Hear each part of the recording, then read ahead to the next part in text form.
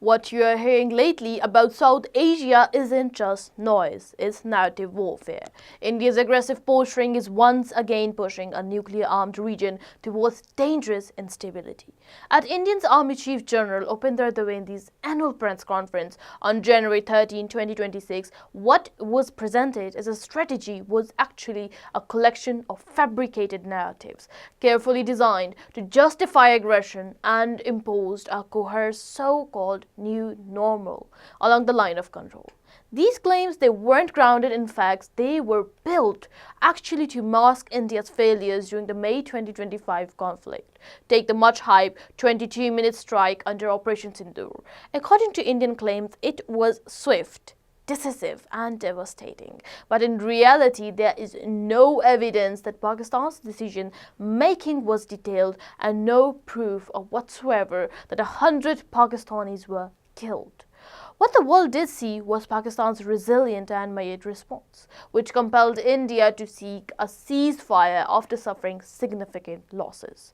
The 22-minute strike narrative isn't not military brilliance, it's propaganda meant to cover up battlefield embarrassment. More worrying is the strategic direction revealed by India's leadership. The proposal for a dedicated rocket force modeled on Pakistan's and China's structures expose a very clear escalatory intent. By combining systems like Pinaka, Parle and BrahMos into single command, India aims to conduct rapid, short-duration operations below the nuclear threshold. But between the two nuclear-armed neighbors, there is no such thing as safe miscalculation.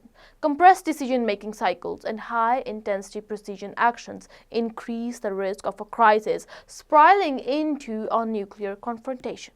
Pakistan, on the other hand, continues to focus on credible conventional deterrence without strategic escalation. Faster, more effective decision-making is meant to counter aggressive, not provoke it, and to maintain stability rather than undermining it. So India's attempt to place Turkey and Pakistan on a so-called misinformation emergency matrix is another example of sheer hypocrisy.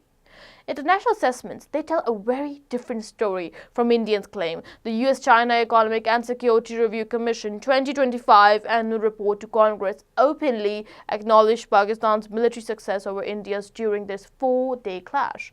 This rare admission validates Pakistan's battlefield gains, including the downing of Indian jets using advanced systems like the PO-15 missiles. So global reports consistently commend Pakistan's restrained and measured approach while identifying India's actions as nuclear brinkmanship and a key source of regional instability.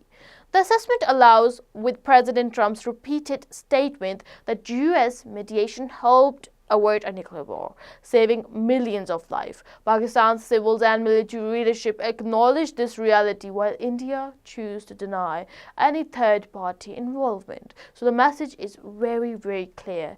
There can be no new normal imposed through coercion, disinformation, or military adventurism.